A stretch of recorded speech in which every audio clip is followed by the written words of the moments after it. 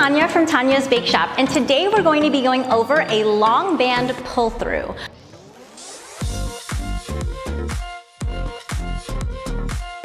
All you're gonna need is a long band. Mine is from tonyasbakeshop.com. To start, you're gonna grab your long band and loop it around something that is nice and sturdy. If you're in a gym, you probably have a lot of things that you're able to loop it to.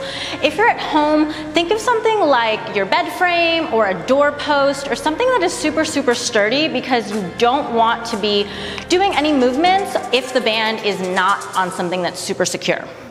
Once your band is looped, you're going to thread the band underneath your legs and then hold on to the band with your thumbs and then pull. Step forward, keeping your core tight and your back straight. You're gonna hinge your hips all the way back. You should start to feel your hamstrings and your glutes when you pull forward and squeeze. Keep your shoulder blades pulled back and your core nice and tight. Drive through those heels, pushing your hips forward.